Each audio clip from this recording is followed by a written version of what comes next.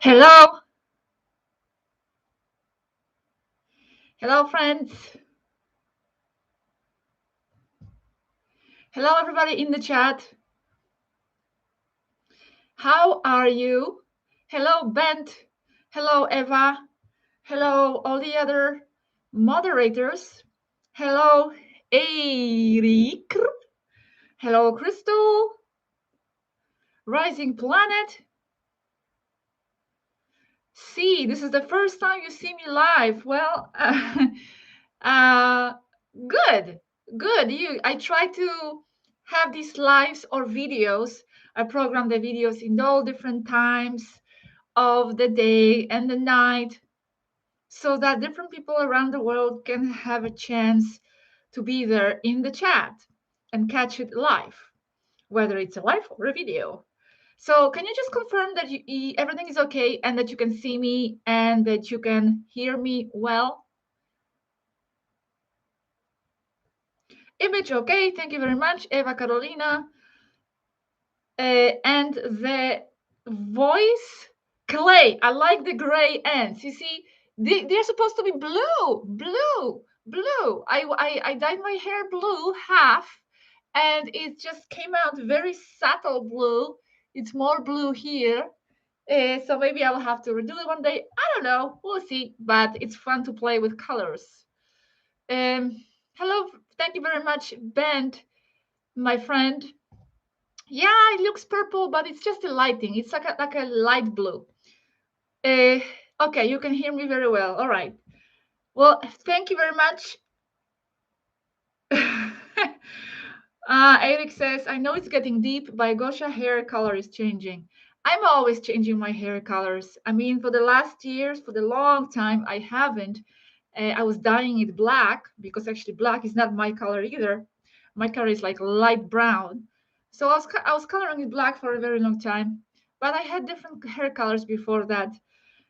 So yeah, it's fun to play with that. Anyway, today we are here and I'm here with you because I wanted to, you know, summarize and maybe recapture some of the most important points from the last videos, two last videos from Yazhi, because sometimes I believe we are just like putting this video out and we are presenting new information and it's just one after another, especially because I'm trying to rush sometimes because I have so many accumulated.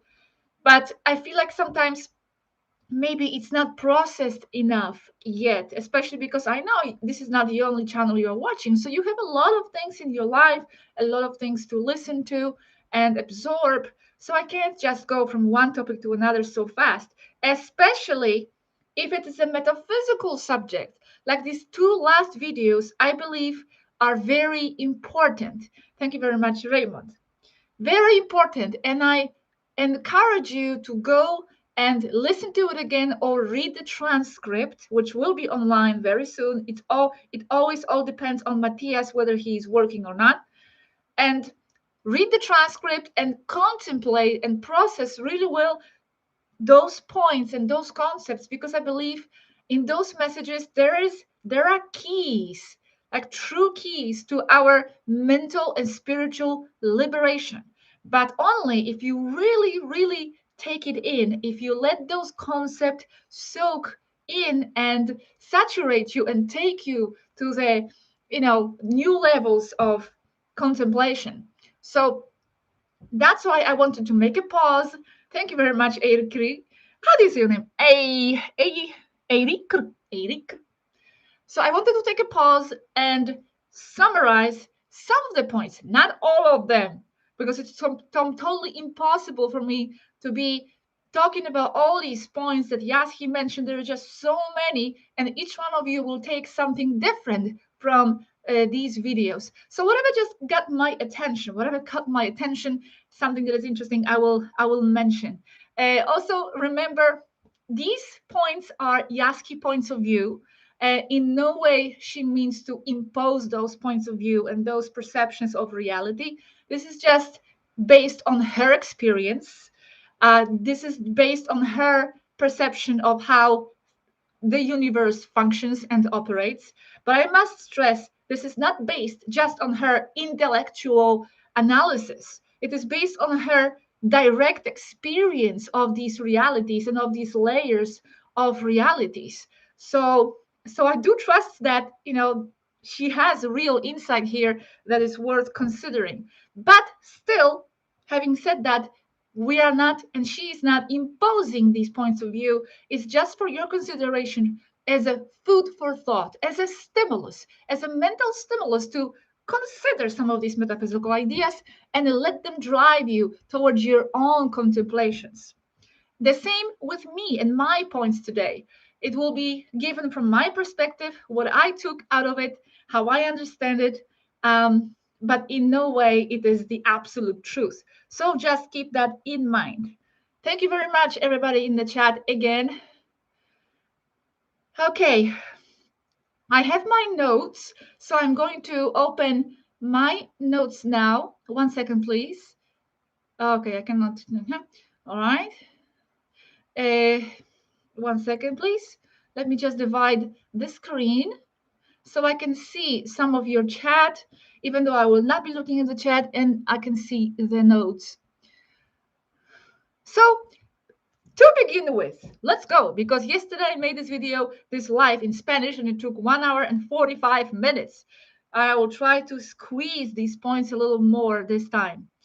Okay, so the first point that got my attention from the first video was where Yazhi is talking about the higher planes and how those higher planes are not really higher planes. Once you are already in those higher planes, you perceive it differently. It's just one plane, the same plane that expands. They are seen as higher only from the point of view of the physical, but they are not. Many of the words that in expressions I'll be using today, I'll be saying in inverted commas, higher planes, because this is just a linguistic expression. But when you are really experiencing those higher planes, then you realize there is no higher, there is no lower. It's the same planes, the same range, of the plane that just simply expands and all exists at the same place at the same time. It's atemporal and aspatial. So there is no higher and there is no lower. And an important point is that we are already there. We are already there. It's just that our point of attention with attachments to certain ideas that define the rules that form the so-called material world make us feel that we are not there. And the corporal experience has a lot to do with it, which I will go into a bit later. Even though, parentheses, as Yazhi says, the corporal experience and the body itself is another idea. It's just another idea. There is nothing but ideas. And when you truly, truly, truly deeply understand it within the core of yourself, it's a very, very liberating realization. So in those higher planes and those supposedly higher planes, what you imagine is. But now, what you imagine is everywhere, even here.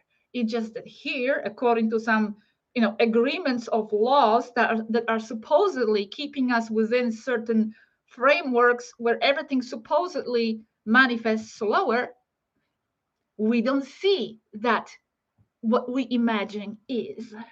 But there, it happens faster, and what you imagine simply is.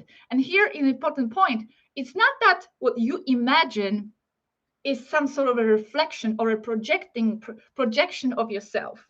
What you imagine and that is imagined is the same, is you. So what you are imagining and perceiving seemingly outside of you is you. It's not some sort of a projection, even though from the other perspective, yes, it is a projection, but it is you. It is you. And here I will give you an example. When I was a teenager, long before I had these thoughts and these experiences, I had this vision. I don't know if it was an astral experience, a sort of half dream. I do not remember. It was a long time ago. But I do strongly remember that suddenly I was in a state of pure consciousness. And I'm sure many of you have had this experience. A corporal uh, experience where you could see and perceive yourself purely as as a field. There was a self-perception, but there was no body. And in that state, I don't know what I was. I didn't see and didn't register anything outside of myself, but I had a pure sense of self-perception. In that moment, I remember that I had a thought, and that thought was a hand. I had a thought of a hand. I thought hand. No body, just a hand. And in an instant, in that very moment, a hand appeared in front of me. I could see it and feel it in front of me. And in that moment, that hand was me. It's not like that it was some sort of creation of me separate from me. It was me. Me and that hand was the same thing. It just, I thought, that hand, and there was a hand. And there was no body because I didn't think the body. I only thought the hand. And in that moment, I realized how incredible the power of our mind is. And this is how it works everywhere. The whole exterior world, which I will go into later, is us. It's not even a projection of us. It's not even like something created from inside, projected and reflected on the outside. Yazhi goes further than that and says, it is you. It's just that here we have so many mechanisms and filters that make us believe that it is something exterior to us, but it is us. And that experience of that hand gave me that realization. I thought hand, and there was a hand, it was me. So it was quite amazing. And now Yazhi explains that everything being imagination and everything being an idea, this also includes our bodies.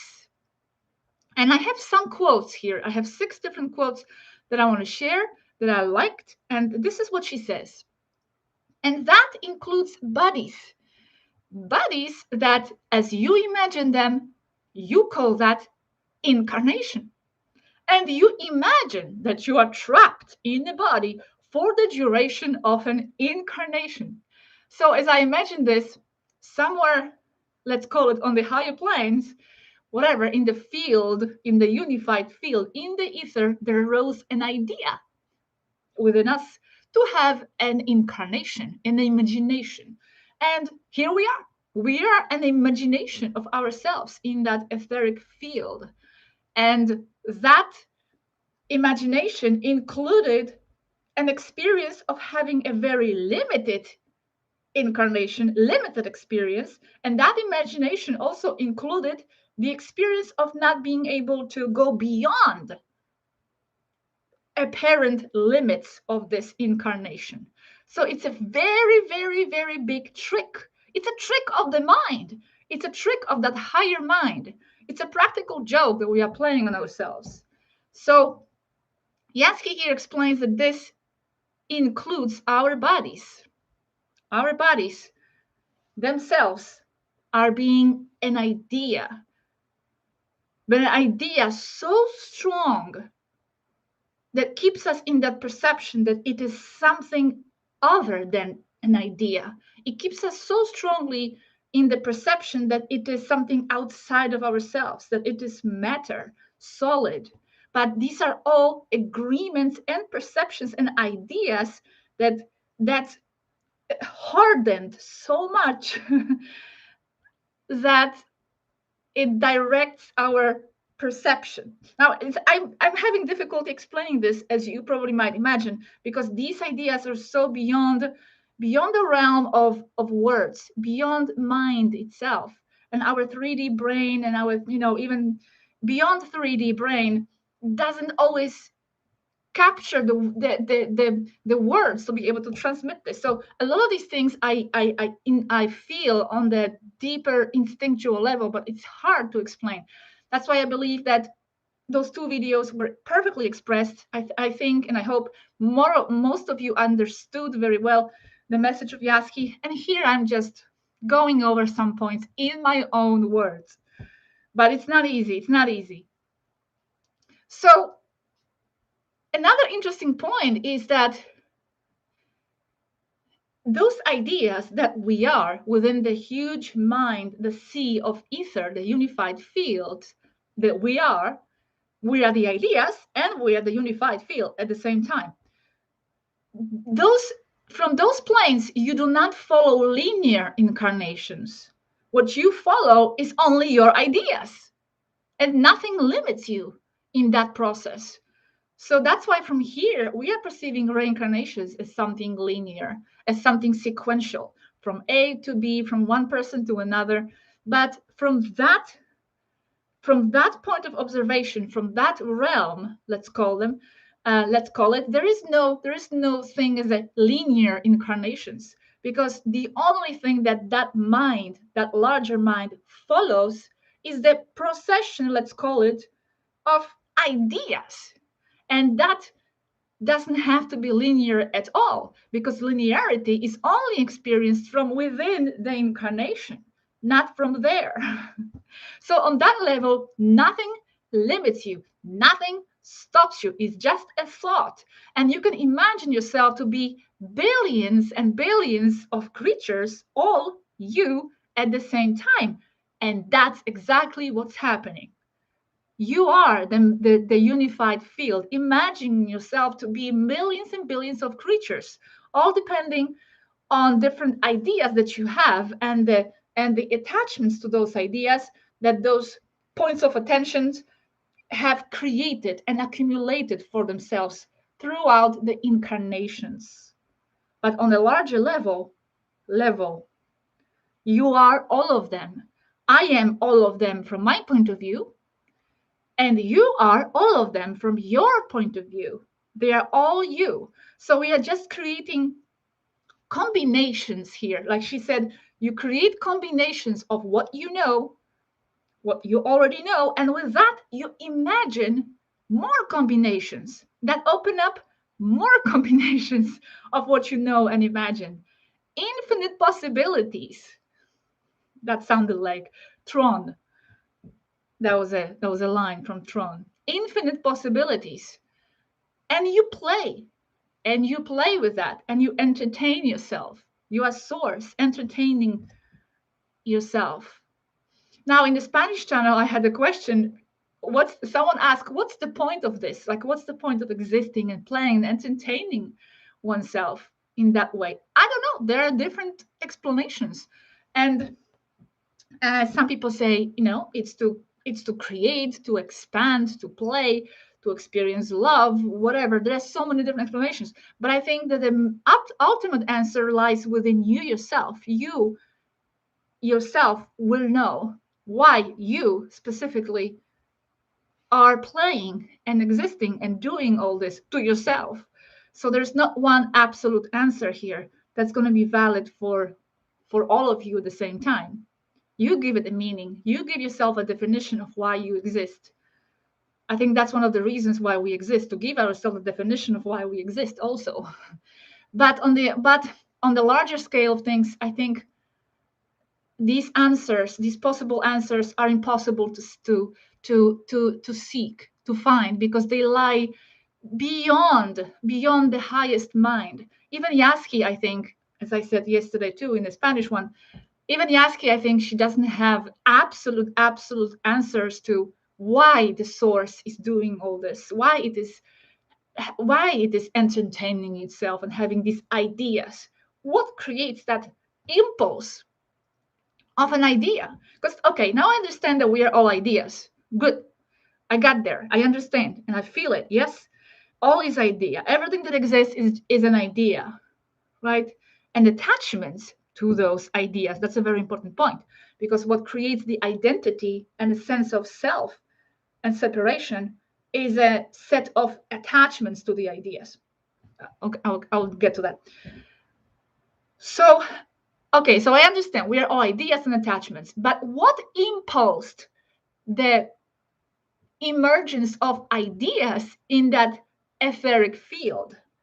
what is that? What is that flow of consciousness, that flow of gravity that pushes and creates nodes and perceptions and agreements? Like, what is that? What is that impulse within the source itself? Why does the source need to have impulses at all?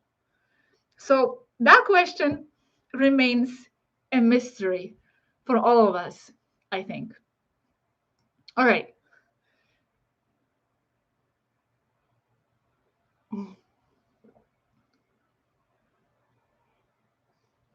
Douglas says, I think we decided to incarnate to play the game. But why? Why does the source, that is you, have that need or desire or wish to play the game? Yes, I'm drinking liquids. I'm drinking water with a lemon, actually. Thank you very much. So let's continue here with these philosophical explorations. So, okay, so we went through that all people, all that exists is you having ideas at the same time and strong, very strong attachment to these ideas. So Gosia, it's all source from Gosia point of view, and it's all Jose from Jose's point of view. And here Robert asked a question in that first video. I don't know if you remember. I love the answer that Yazhi gave. Robert asks, yeah, where does one person begin and another end? We don't know. It's you again. Your neighbor is you. Your cat is you. For the cat, you are the cat. So where does one person begin and another end? And Yazhi responds, you do know. There is no separation. There is no separation. The separation is an illusion enforced and imposed on your perception by certain ideas, a corporal experience being one of those ideas as well, that gives you the idea of the separation. So she says there is no separation other than an idea to which you have attachments as individuals, making you perceive yourself as individuals. Those ideas that sustain your sense of identity as individuals. But it's all ideas, and it's illusory. Now, illusory, it doesn't mean that it's not there. It is there. But it is self-created and self-imposed. Everything is an idea doesn't mean that it's not real in a way. It just means that all is an idea. It doesn't take away the value from the people, from the objects, from things in your life. You know, like this expression, there is no spoon.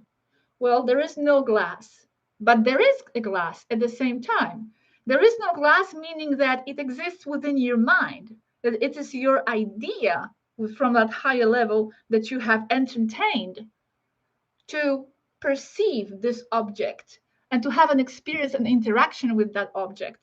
But it doesn't mean that it's not there because you're having an experience of having it there, but the experience of interacting with it is mental, is an idea, which doesn't mean it's not real. In a way, it's all not real, but real at the same time. You have to have a very expanded, I think, mind to capture these thoughts and to capture these concepts and then to be able to transmit it in words. It's super difficult. And it's very holographic, so to speak.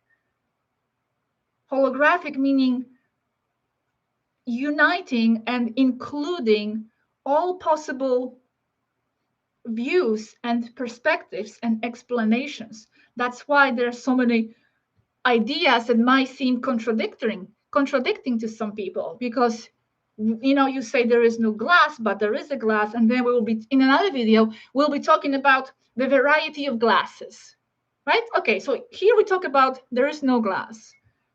Everything is an idea, but there will be another video, and we'll be discussing with Anneka different types of glasses and what type of glasses they make in Tegeta. So this will be like, oh, that's a contradiction because you just said 2 videos ago that there are no glasses. But you have to understand that this is all perceived from different perspectives. From our level, of course, the glass exists. And from our level, of course, there is death. Of course, we experience that. But when you move and shift your point of attention to another perspective, then you will realize that there is no such a thing as death. And there is no such a thing as the world of the living, because they are all generated by ideas. So who says one is real and the other one is not? They are all real. It's all astral for Yazhi for that very reason, because it's all generated by your mental processes. So when Yazhi here explains these things, you have to keep that in mind, that we are always, she's shifting when she explains things. She's shifting perspectives, and it's not contradictory. It just depends where you're looking at it from. And that's how holographic mind works. That's how it works. By the way, we are changing the word holographic society very soon, because we decided that, well, actually, it was actually Kalel's idea, to give him credit. And then we all agreed that it doesn't really express what the holographic society really is. But that is going to be explained later. Okay.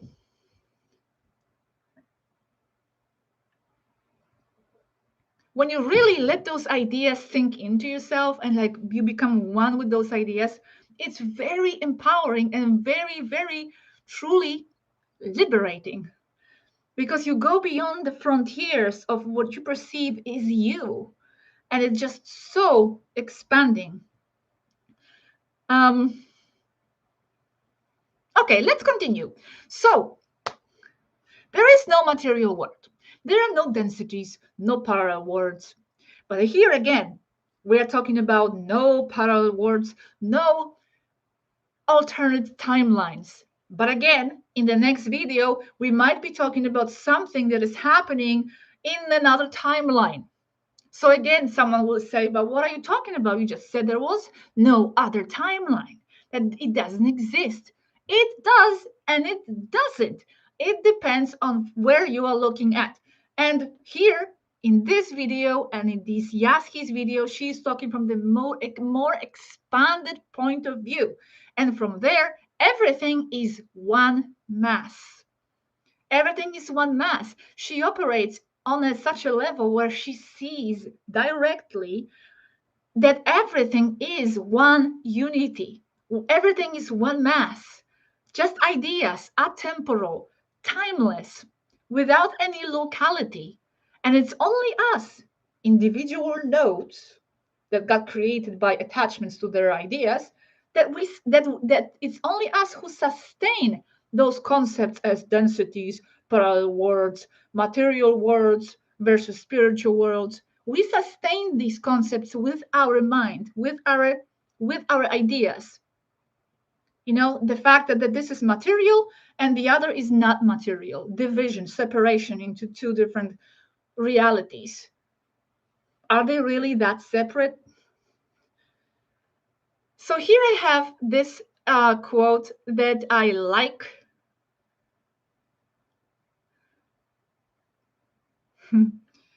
That I like. The material world is only the attachment to a set of beliefs, a set of ideas perception.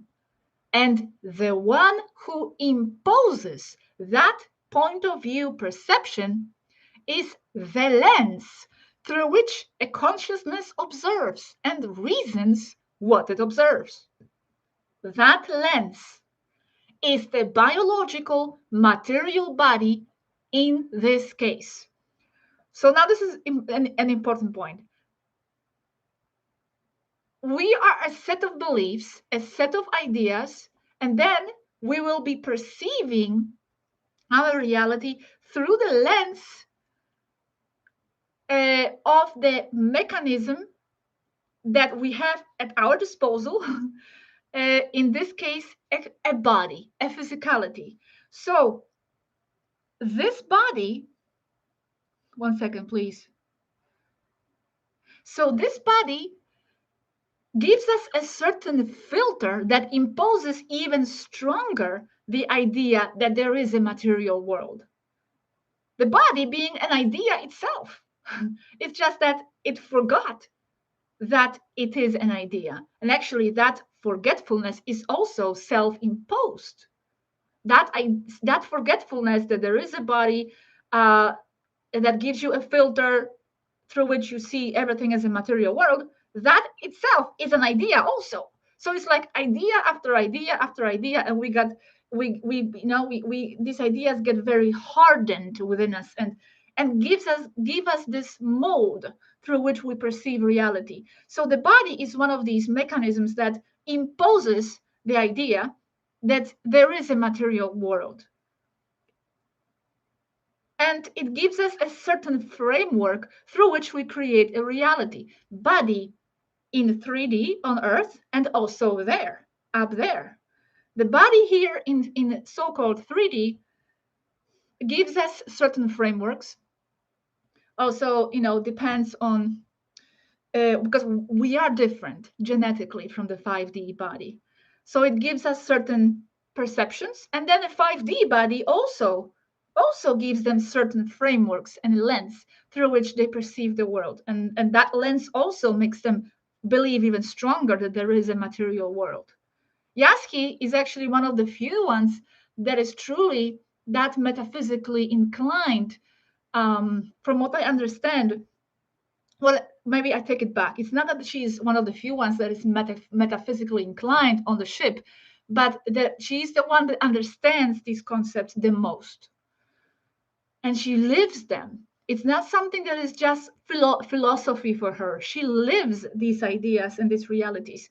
And others on the ship, they might be very interested in understanding these concepts, but they are not on that level where Yazhi is level, where she can literally cross walls and do things like that, because she knows there is no matter. She knows there is no material world. She crossed over and she understands it all as one mass. And she doesn't see the material world and the physical world, physical body as an obstacle, as an obstacle to anything. And the Taigetans are not on that level totally yet. They cannot cross walls.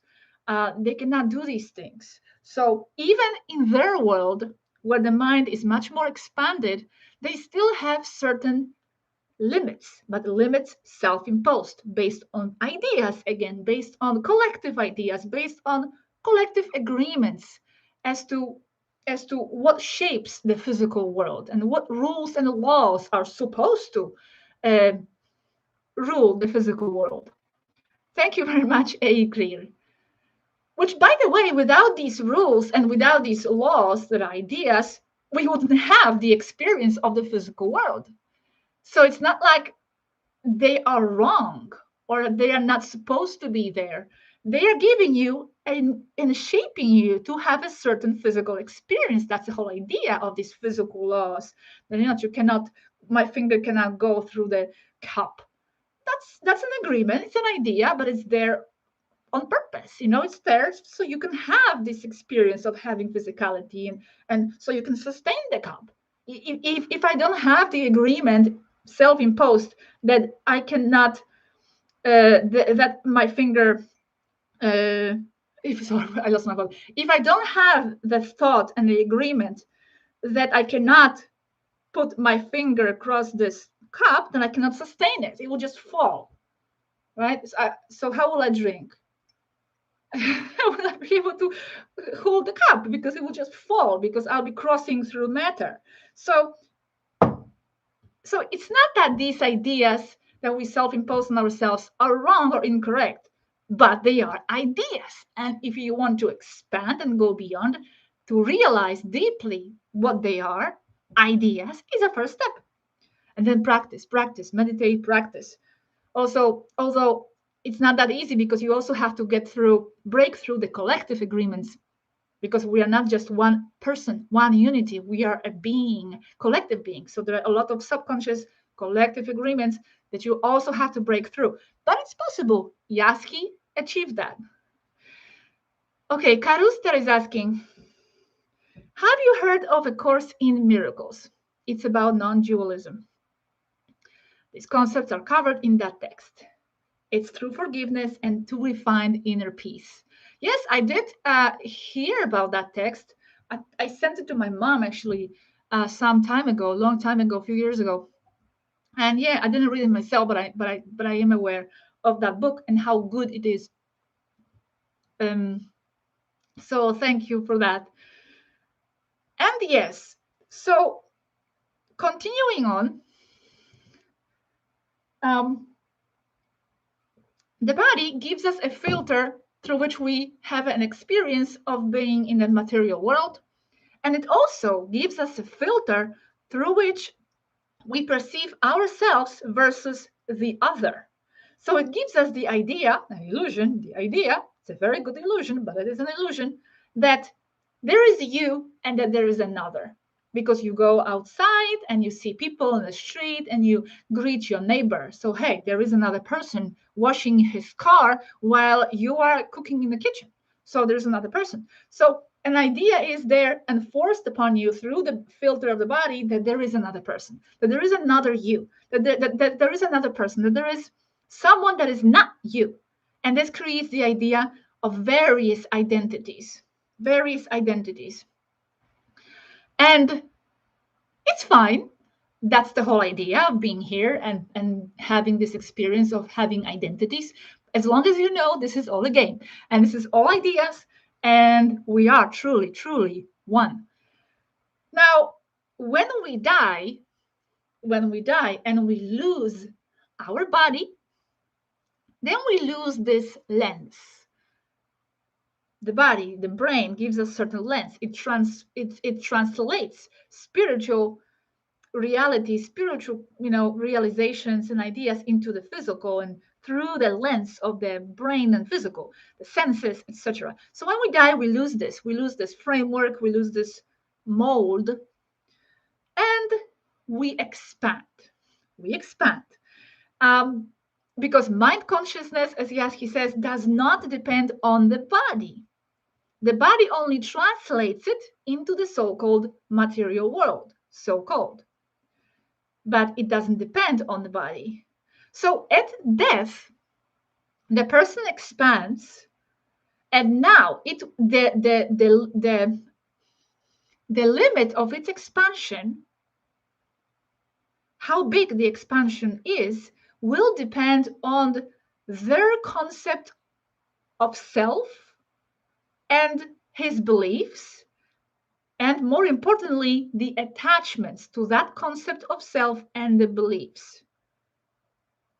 Because after death, as Yazhi explains, we still carry attachments because it is something that has formed you in the first place and made you incarnate. It didn't just come out of nowhere. You also were born because of certain ideas that you had. We continue to have experiences life after life, and this is what shapes our self-concept. So whatever we had before being born that gave us incarnation, we will carry that after we die. So we still carry attachments. And those attachments, if they are very strong, can limit our expansion after death. Yes, we are more expanded because we lose the lens of the body. So we see more, we perceive more, but we are still within the realms and within the borders of our ideas. And based on those ideas, we will experience greater or lesser sense of integration and expansion into the unified field, into the source. So it is very important to be constantly, I think, reviewing consciously your attachments and making sure that you only carry with you what is truly important and essential to you. Because, like, for example, not everything You don't need to let go of everything.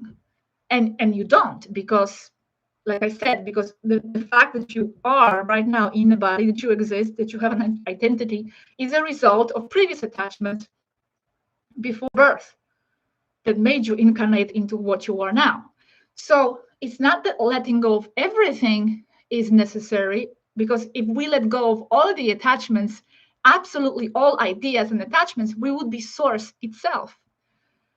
But it's still important to review those attachments, because based on those attachments, we'll be recreating creating our next experience.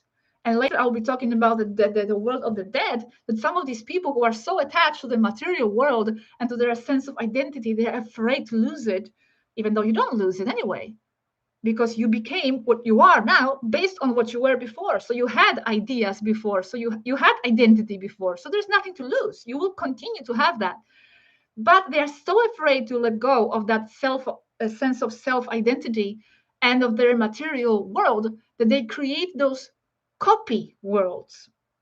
Okay, I'll talk about it later. So that's why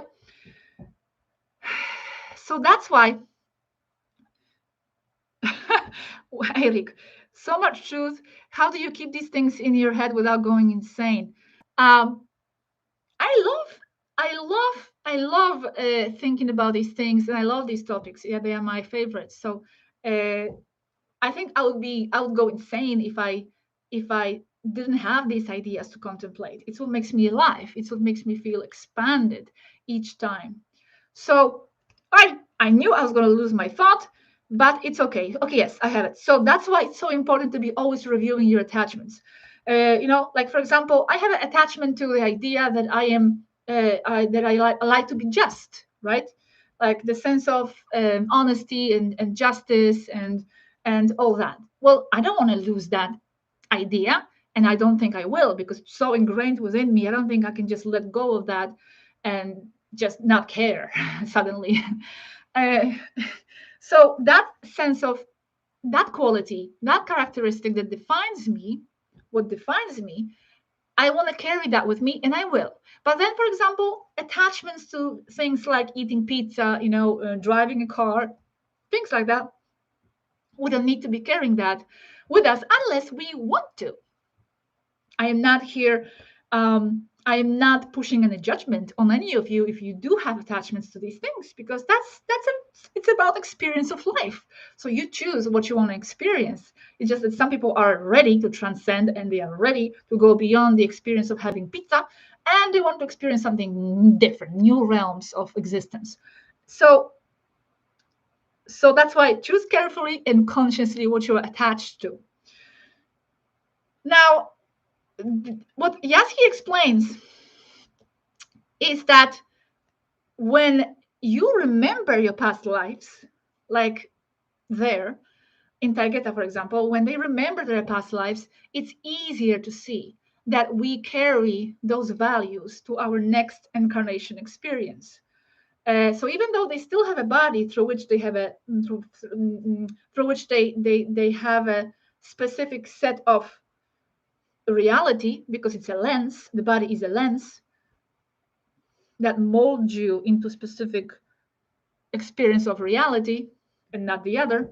But because they remember their past lives and past experiences, so they can easily see that they are truly more than just their body, that their values and their personalities remain.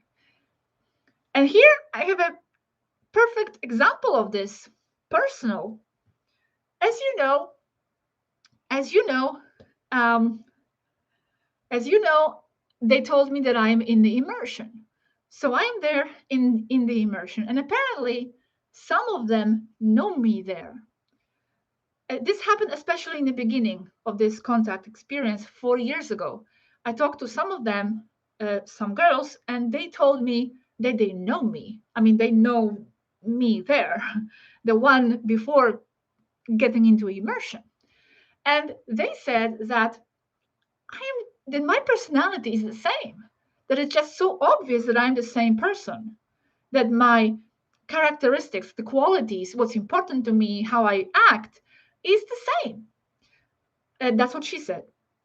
So this proves, because I have no memory, absolutely, almost like 99.90 memory of that, this just shows that the personal characteristics, the personal values, personal ideas that self-define us remain and pass to the next incarnation experience. Because even though I'm in immersion, it can be viewed as a next incarnation in a sense, because I have a different body. The point of attention is transferred to this body. So I have a different sense of identity in a way, because I'm in a different body. I'm a different person, different story around me. Everything is different.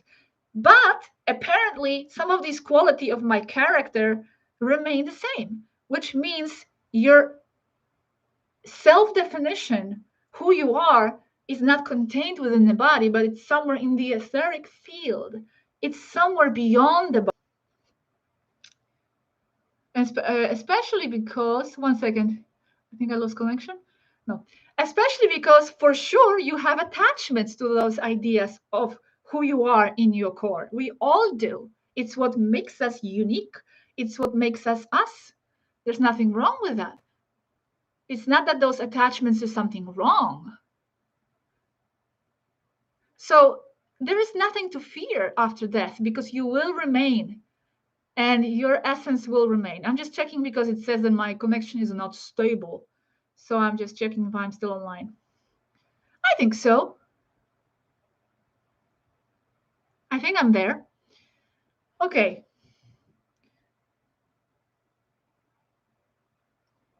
Okay, am I there? Can you just tell me yes?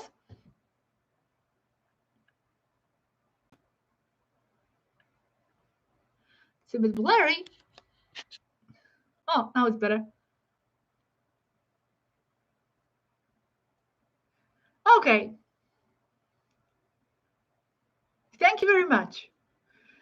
So as I gave you this example of myself in the immersion, but my core personality still remains, it shows you that there is more to you than just the body that maintains your individuality. It's not in your body. And here Yazhi gives us this quote.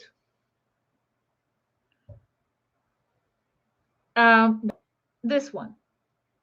But the basis that preserves the identity of the I is the memory. If one enters an incarnation where one remembers little or nothing, one forms a concept or attachment to the current identity of the person as if it were the only thing that exists.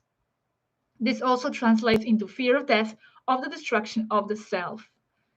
Well, yes, she says the basis that preserves the identity of the I is the memory. But like I said with my example, of my immersion example, it's not just conscious memory, it's subconscious memory as well that exists beyond the body, beyond your direct memory. So if you have a memory, yeah, that helps even more, because you remember yourself and your values and your story and all that from the past life.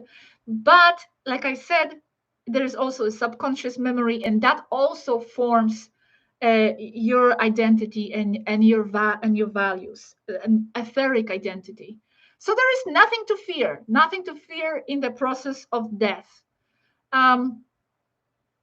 Now, very shortly, I want to just mention, this was, I think, maybe it was in the videos itself, about the veil of forgetfulness, because many people don't know and ask themselves why we have zero memory. Yes, why we don't remember past lives. But it's like, as Forgetfulness explained, as Yazhi explains, the veil of forgetfulness is due to the simple incompatibility of frequencies that do not translate from one world to another. It's not that there is some kind of a machine, on the moon, or some kind of archontic traps and machines that erase the memories.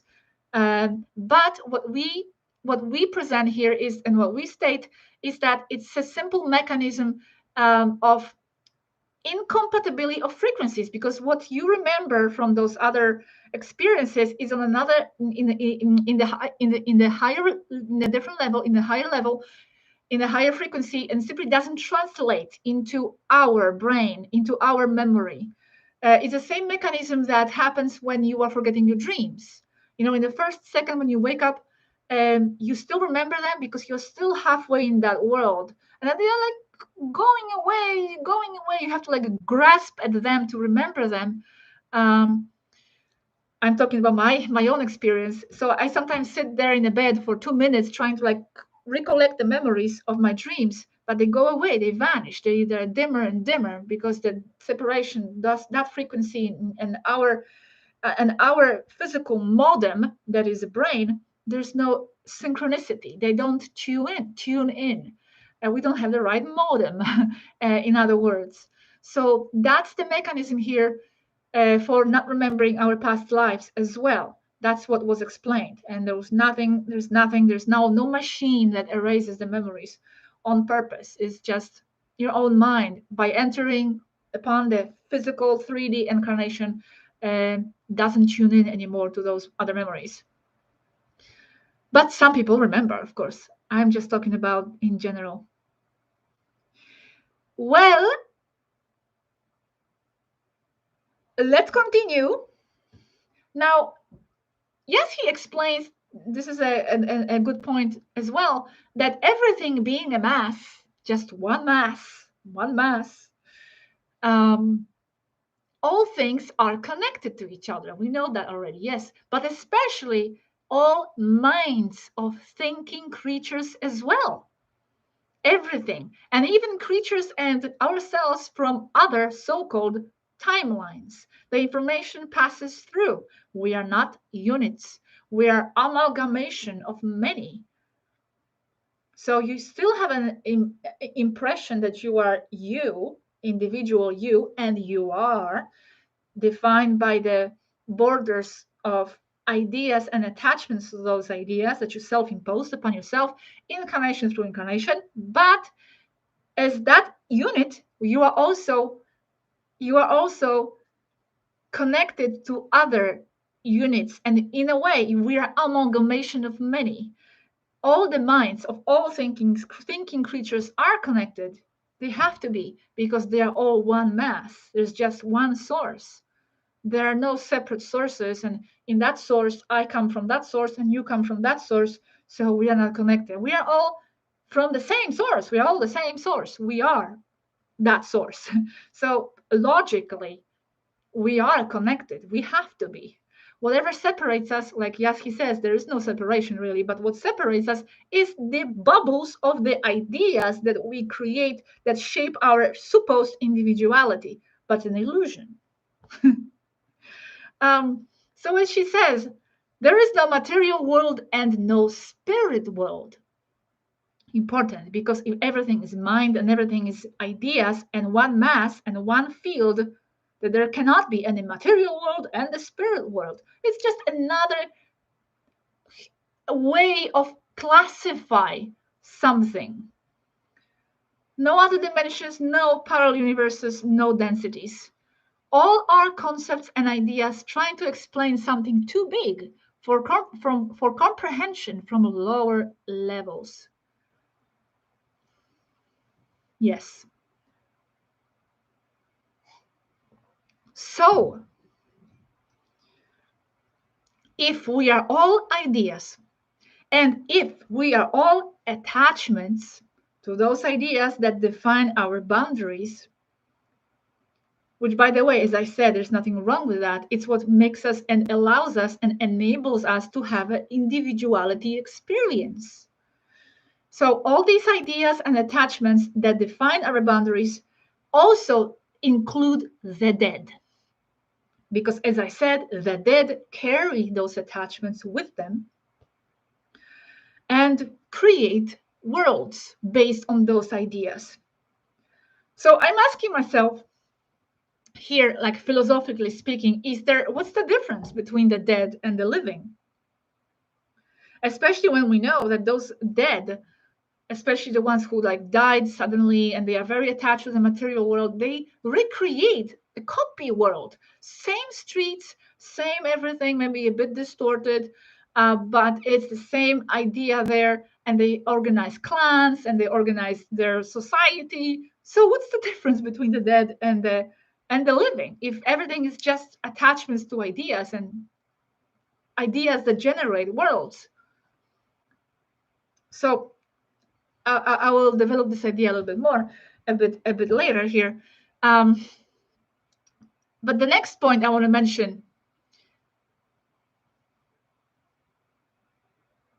what defines us as our individuals, as us as individuals, as I said, as Yazhi explains over and over, are our attachments to the ideas that we have about the self perception, about who we are.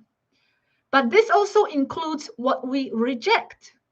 And this is an important point as well, I think, what she mentioned, because everything forms self identity and everything forms you, your unique bubble that you want to be called you.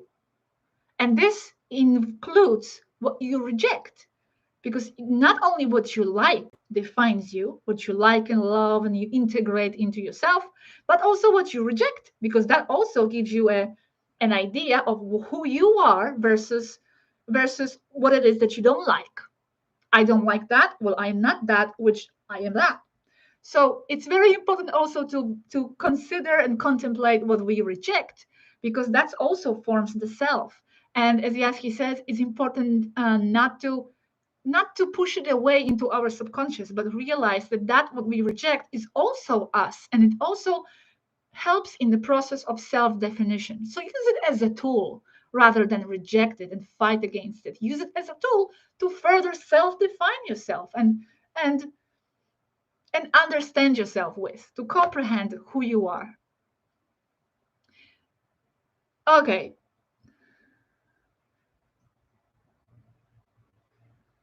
Okay, let's continue. Let's just drink a little bit. Because yesterday I was speaking in Spanish for a long time. And when I watched it back, it seemed like I'm just speaking, and there was no break. I didn't give any pauses.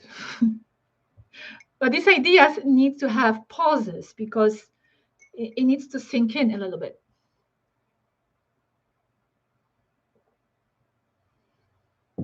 So let's continue to the next point that I think is important. Like they say in the new age or whatever, that we are that we project what's on the inside onto the outside, etc. But Yazhi here goes further, and she explains that the whole world is not just some kind of expression of you, it is you. The whole exterior world is you. We do not project it, really. We are it. It was like with this example of the hand that I showed you, that I shared with you in the beginning of this video, that I had this vision of a hand. I had a thought of a hand was there, and it was me. So here, because we have this lens that imposes on us the idea that there is a separate world, that there are other people, here it's difficult to perceive it, that the external world is us, because the art of the illusion is so elaborate and so sophisticated that we are not able to even comprehend it. It sounds like intellectual mumbo jumbo. But how is it really that the external world is us? Well, Yazhi explains it is. The whole external world is you. And the body, like I said, is just a shaper of the illusion that the world is external. And I would say that not even body is a shaper of the illusion that the world is external, but even afterlife ideas. You don't have a body, but your ideas are so strong in attachments that they are continuing to shape the illusion that the world is external. So, as Yazhi says, that is what limits or creates the illusion of being limited. Having a body in this case. That is what limits or creates the illusion of being limited, that there are universal material or physical laws, unbreakable. That's the whole idea of being here within the body and within this physical world, to have this experience of supposedly having laws that are unbreakable. But you see, this is something I always discuss with Matthias, for example, because Matthias has, well, he says that he has a memory, but like an etheric memory of existing on a other level where he had no body, and I say that I also have that in me. But he sees body as an impediment. He believes that he's limited here, that sometime before he knows he's on some kind of a spiritual side and he's unlimited, and now he's suffering because he's in a body that limits him. Well, this is the difference between me and Matthias. We both feel ourselves on the etheric side, on that spiritual realm, in that spiritual side, even though it's just a classification. But for me, the body is not the impediment. I don't see it as an obstacle. I do not see the body. I do, but I don't. I am like Yazhi in that sense, even though I cannot cross walls yet. But I do not see the body as an impediment to executing or my all my powers. It creates the illusion of having those limits, and I'm still under the illusions of having those limits. I admit, of course, I cannot cross my finger through the glass, but at least I know that I am under the illusion. With him, it's a bit more difficult. Like it's harder, But I think that the first step to break through the illusion and expand is at least to realize profoundly that you are living an illusion of physical laws. Those physical laws only exist because we decided that they do on some level, but they are not there, and you can break through them. And I think the first step to self-liberation in that sense, and to be able to cross walls and levitate and do all kinds of things, is to profoundly realize this within yourself and know it to be true, but not just on the intellectual level, like, just don't make sense, there is no spoon. Like, feel this, really process this deeply. And it is a very, very, very empowering sensation where when it truly hits you there inside in your core.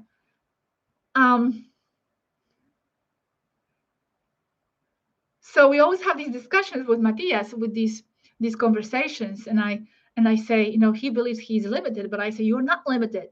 You are under the impression, under the illusion that you are limited. You are giving into the illusion. No, you're from the higher level is laughing at you because you fell into the trap. You fell into the trap. And like I said, it's not a negative trap. It's made like this on purpose. It's designed like this for you to have this experience. So enjoy it, whatever. Enjoy your limitation. That's the thing. I enjoy my limitations, seemingly having a limitation, because I know I'm just having a game with this. I don't see this as a source of suffering. I'm not gonna give away my power to that thing supposedly limiting me. I'm just enjoying the apparent limitation because I know it's transitory, and I'm not going to be in this body forever, and I'm not going to be on earth forever. So why suffer? Why take it so seriously? Just go with it, flow with it, play with it. You have a certain limitation, physical loss, but whatever. Well, then that's the experience. I'm having the experience of having physical loss. Cool. Why not? It's an idea, but I'm living in that idea. So no problem. There's no stress. There's no rush. There's no rush for me to even cross walls. There's no rush for me to levitate. There is no rush, for me to die and be in the etheric field. I was already there. I came here for a reason, and I came here because I wanted to. So I need to trust that decision and now just enjoy where I am, because you can be free anywhere you are. It's not about where you are, it's about your mind. So I'm just rambling at this point, but yes, these are some of the thoughts that I had when reading this transcript from Yazhi. And this is yeah. Thank you, Eric, again. Uh, so when I talk about the world being you and the external world being you, this is another quote here that I have, a short one from Yazhi. Everything material is consciousness, not only as a manifestation of someone else, as in a point of attention or higher density, but by itself is a consciousness. So here what Yazhi is saying, that everything, grains of sand, rock, plants, animals, clouds, galaxies, are not manifestations of something, of consciousness on a higher level. They are that consciousness. They are that being. That's how she perceives it. In that sense, if everything is you, again, I will say here something that will oppose what some people say, because some people say, we are not this body. I am not my body. I am something more. Where I always say, I am my body. Because if I am everything, if I am the source, if I'm the field, if I'm the plant, if I'm this rock, if I am everything, if I'm my neighbor, if I am everybody, then of course I am my body too. Why would I not be my body? My body is me. It's not only me, because I am also you. I am the source. But why would I say that I'm not my body? It's like rejecting the body. It is you because you are in it. Otherwise, you would not be in it. Our external world is us. Otherwise, we would not be in it. So there was some sort of a compatibility here and of frequencies. And, there was an idea somewhere of this world in some level of our mind. And that's why we are here. The same with the body. It is me. Why not? But again, it is not all there is. Of course, I am much more than just my body, but I wouldn't say I am not my body. Why not? Why wouldn't I be my body? I'm in it. I am operating it. It's just me. But it's just one expression of me. Because this is another expression of me. Oh, you can see this. This is a comb. A rock. A rock is another expression of me. Anyway, thank you again. Thank you, Barbina, very much. So now the question would be, if we are all individual timelines, because that's what Yazhi claims, that every person is their own individual density and individual timeline, even though at the same time we are also one mass. There is no contradiction here. Why do we see the same thing? If I'm in my own timeline, why do I see the same as Robert does? Why are we here in the chat and we are seeing the same chat? If supposedly we are in our own separate bubbles. Yes, he explains that we are all shaped by our own ideas, self-definitions, and that creates that bubble. So we are all bubbles. So why do we see the same thing?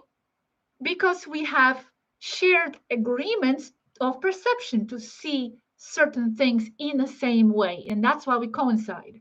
Thank you very much, Juli's video.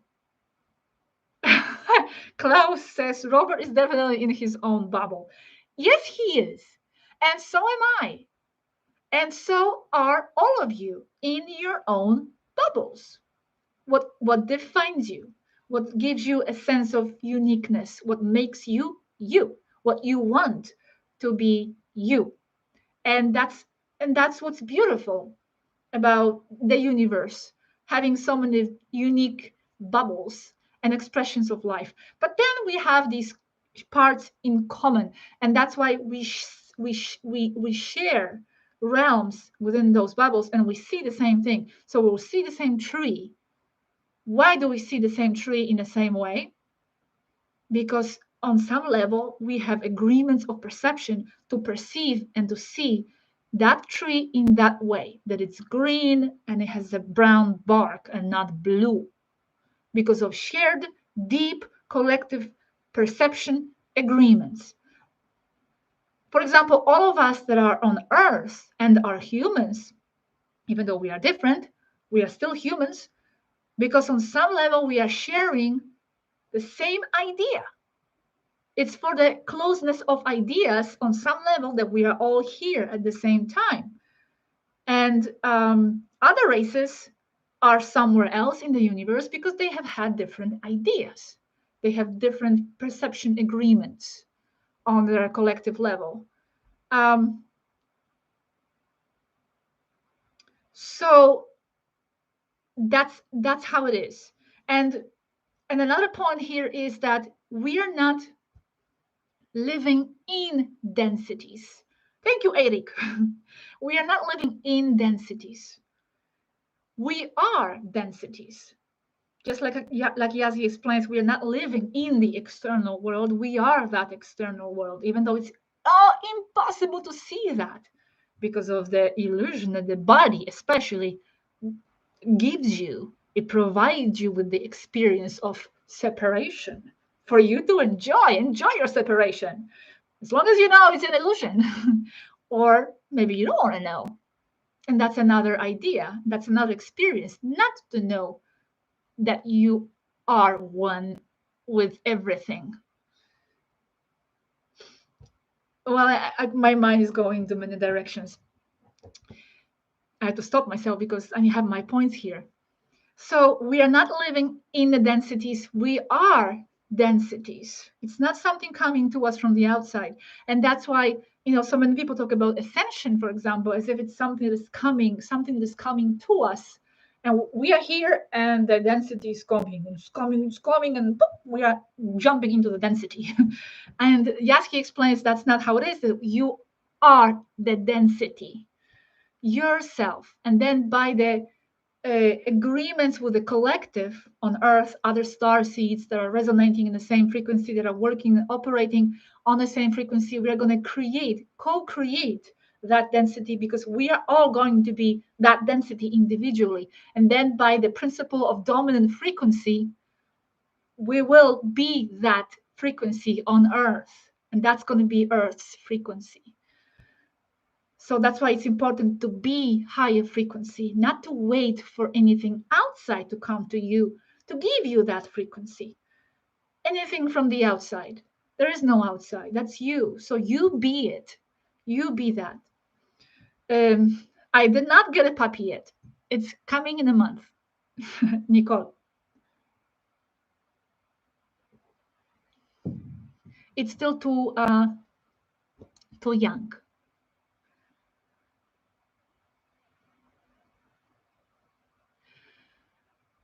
Mandy, can you make a video about blood types?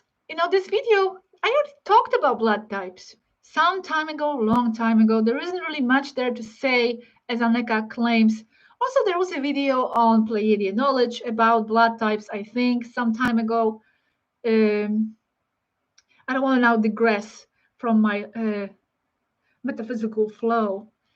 All I can say that there isn't much to it, actually, and Anneka said, not like people imagine. But there are some things to say. Okay, so the copy of the world that the dead create. This is something very interesting because, yeah, I didn't know that myself, that that's what happens. But it makes perfect sense, because as everything is generated by your ideas, and as you take those ideas with you when you die, well, then you continue to create and generate the world for yourself based on the ideas that you just took from your life and strong attachments. So you will be a little more expanded because you don't have a body filter. The manifestation will be faster in that sense. So you will create world for yourself. And if you are strongly attached to the physical world, you will create that again for yourself. There, after life. And an interesting concept was that those dead ones do not leave because they are afraid of letting go of those attachments and physicality and world here, that they see letting go of those attachments as the death of the dead. Death of the dead. They see it as destruction of self. That's why they don't let go. However, as Yazhi explains, there is no destruction of self. You will still continue, because even when you let go and you integrate into the field, because what has formed you before, what has formed you to be who you are now, already existed before. You didn't just spawn out of nothing, so to speak. You spawned out of your previous ideas. But previous, I'm saying this in a linear way from our point of view. But what has spawned you into existence were your ideas that shaped you into who you are now. So do not be afraid to let go. It is not a destruction of your identity. That sense of self is formed life after life, and you do not lose that. That I concept still remains in the field of ether. You still remain as an idea of you. Just let go of some of those more material attachments that will keep you, here. And you don't want to create those copy worlds for yourself or whatever, unless you do. Again, it's all your wish and your desire, whatever you want to create for yourself. But you do not lose that sense of I in the field when you die, because on the basis of that idea of I, you create new incarnations for yourself again. Otherwise, you just dissolve into source and you just nothing ever again. But no, there's some idea still remains, idea of you.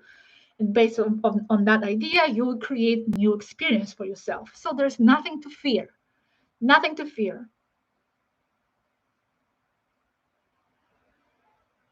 So as Yazhi here says, it is not necessary to fear death, because what has formed you already existed before.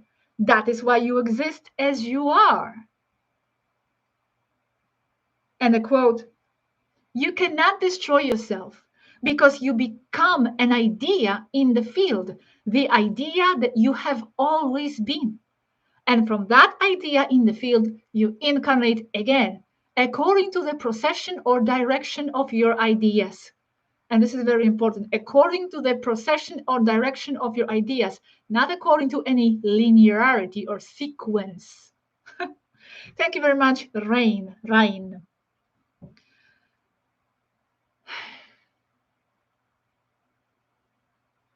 I'm giving myself a little bit of a headache thinking about these things and talking about it.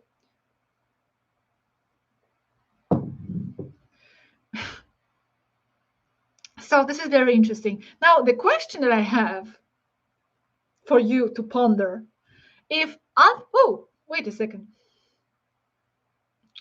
I didn't remove the this. Yeah. The question that I have for you to ponder, if after life, those dead ones who are strongly attached to their physicality create their copy worlds with the same streets and everything, how do we know that right now we are not in the world of the dead? How do we know we are not dead? Do we? How do I know this is not a copy world? She said it was a decadent world, kind of dark and gloomy, but she also said that peaceful and beautiful worlds are also created. So how do we know that all of this that we are living, our world, including interaction with Pleiadians, federations, Taygeta, nice, peaceful extraterrestrial worlds, how do we know that this is also not the result of our ideas, just like the dead create their worlds? How do we know we are not dead and we are just recreating our ideas? How do we know that? How do we know that? And I think here my answer would be, it doesn't matter, because both worlds are as real.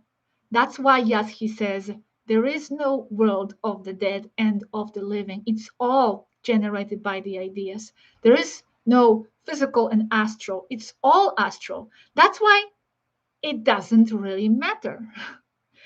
Okay, so we are in the world of the dead, whatever, but I still have the experience of not being dead. And if this is only the idea that sustains that, well, so be it, because everything is sustained by ideas. So it doesn't really matter as long as I have a perception of self identity and self awareness. So, whatever, it doesn't really matter because it's all ideas. But now there's another question that comes from that. Another question that comes from this. I'm going to rest soon. I'm going to finish soon. But another question to ponder. If we are living in the world sustained by our ideas and perception agreements, physical laws agreements, and whatever agreements, how many more worlds are there with other agreements and other ideas? We think they are not there because we are in the bubble, individual bubble and the collective bubble, that makes us believe this is the only reality and only agreements that we have. But in the infinite potential of the cosmic field of the source itself, there has to be an infinite number of possibilities and ideas and agreements, which means there have to be totally other worlds out there with totally different agreements of perception and total different laws. And that's just amazing when you think about this. And here I'm going to tell you something curious. About 2 months ago, Yazhi told me that one of the Svarus, I don't remember which one, has ventured and found the world that is reverse. In one of her time travel and space explorations, she was a very, very, very explorative person. All Tagetans are. She has discovered the so-called reverse world, where everything was reverse from our laws and physical agreements here.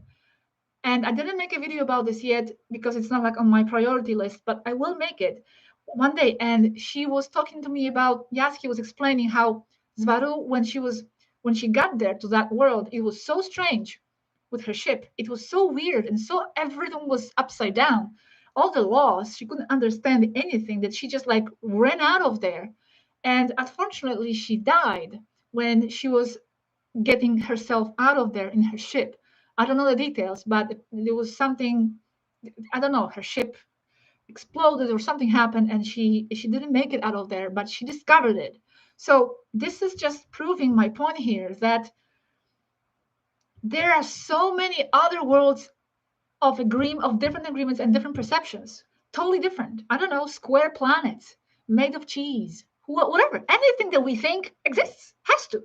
So it is very, very interesting. And when you start to let go of these attachments, strong attachments to whatever you believe is solid and real and there, and then you will open yourself more and more to those other realms and other possibilities and other explorations. Of course, if that is what interests you, because some people are not interested in that and they just want to remain within these boundaries of the bubble.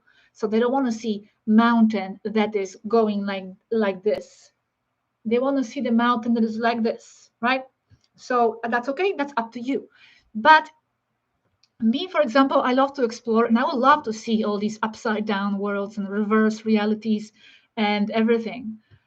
So when you let go of these attachments, you become more and more compatible with those other realities. And that's where you start to see the worlds of elementals, for example, because they are there. They're just other bubbles, but they are very close. They're close. So you will open the frontiers of your bubble and you will start to interact maybe even with those other realities. Other bubbles will be very far, like maybe those square planets worlds. So you will not be able to see that easily, but they are there for sure. So it's all very, very, very interesting. Kay is asking, are we in a computer simulation? Well, we are living in a mind simulation. That's first of all. This is a natural simulation. But then, apart from that natural mind simulation, there is a matrix, and we talked about this. You can go back to those videos where Aneka is explaining a lot of the realities on Earth is simulated. Even events can be inserted into the matrix artificially, technologically, but that's another topic. But still, even that reality is in itself within the larger natural mental simulation. It's all sustained by the mind. Uh,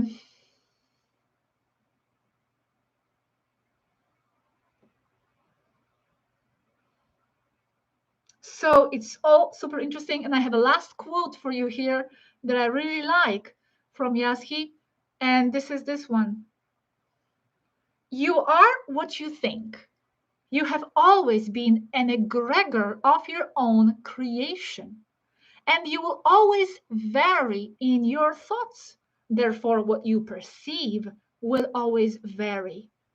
And therein lies the total control you have over your entire life and all that exists in it. It is your mind. You will always vary in your thoughts, therefore, what you perceive will always vary. That's why it's so important to have a control over our minds and what we perceive and what we think. There lies their control over our reality. So, these are basically my notes. There's so much more in those videos that could be discussed, and each one of you, if you made your own video discussing these points, it will be a different video, totally different impressions from those videos, but these are some of mine. So I hope it was a little helpful. Maybe not, but I just wanted to share what I thought was important.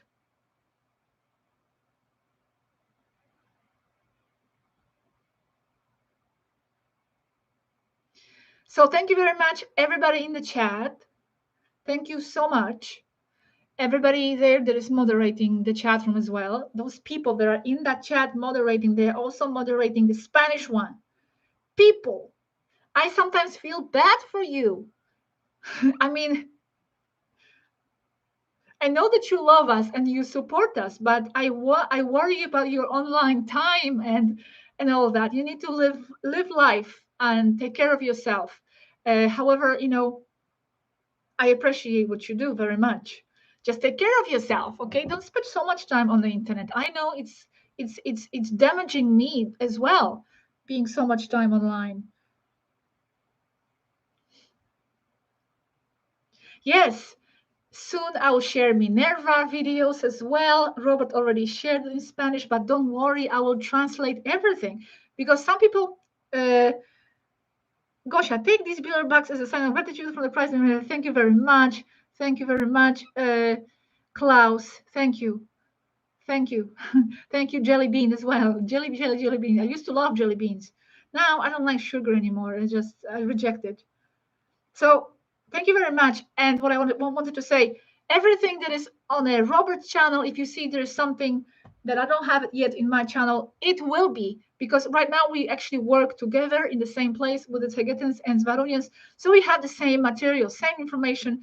So you don't have to worry about it and translate that desperately. It will get to my channel here in English as well. We have the same information.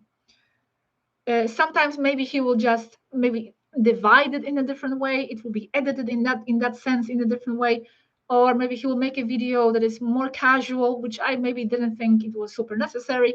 But the most important messages are always the same. So don't worry about that. So thank you again. It's always hard for me to say goodbye because I don't know when, and I am still looking at the chat. So you can slowly keep disconnecting if you want. I will not add anything more. I think that is of vital importance here. Thank you. Yeah, I'm experimenting with my hair. Thank you, Clarissa. All right, thank you, Outer Space Contact as well. I'm glad that it was a bit helpful. Loving Earth life. Yeah, cozy. But you didn't see my fireplace. Look at this. Because you were saying it's a nice, cozy background, but look at this. See, there was a fireplace. It's just that you don't see it because I covered it. but it's not my house, of course. It's a green screen. So thank you very much. So the next video, maybe I'll talk about the next videos. The next video will be from Aneka, and this is going to be an explanation about, you know, how people talk about how we were created by like how we have the DNA of 22 extraterrestrial races in us. Well, a lot of people talk about this in an exopolitical circle. So I asked Aneka about this because I wanted to be able to explain this somehow. And Aneka explains here this topic of those 22 supposed extraterrestrial races that compose us. Klaus, I am not in the Vatican Vault, very far from it, very far to the north. And then the next videos, I think I'll also publish the video from Minerva. It is going to be Swaruu, Minerva. She's only about 13, 14 years old, but she's very bright and has a lot of knowledge, wisdom, and information. And she's talking about, you know, again, how people talk about that we are going to be transforming into silicon bodies when we ascend, when we move, when we are a higher density, that it transforms our DNA, our body, into the silicon based base. But Taigetans are carbon based, so that's not totally true. That's not true that we are going to be silicon based. But Minerva here offers another perspective on this topic. So I'm gonna just be quiet, and you have to wait for the video to understand this topic. So it's gonna be about that. And what else do I have? I have so much. Yeah. One of the mini topics is waiting to be made as well. Very interesting mini topics. Mini topics also a holographic society. That's going to be, I think, in 3 parts. The video about the holographic society. And I also have some answers, unlike answers to Dr. Alex when he talks about the electromagnetic pulse and something about that. So that's going to be answered as well. And many more videos later on in the making as well, and whatever new comes up. So thank you very much. I am disconnecting. Jorge, hello, back to Sweden. Thank you, Sirona there. Thank you, Pascal, Kronos, and other people. Hey, Electric Boy. Yeah, and there's a reverse world story. Yeah, that's also in the making, but maybe a bit later. Thank you, JMV, and everyone in the chat. Stay strong, stay positive, maintain yourself firm in these times, and we will move on. Thank you, and bye-bye. Until the next video. Bye, guys.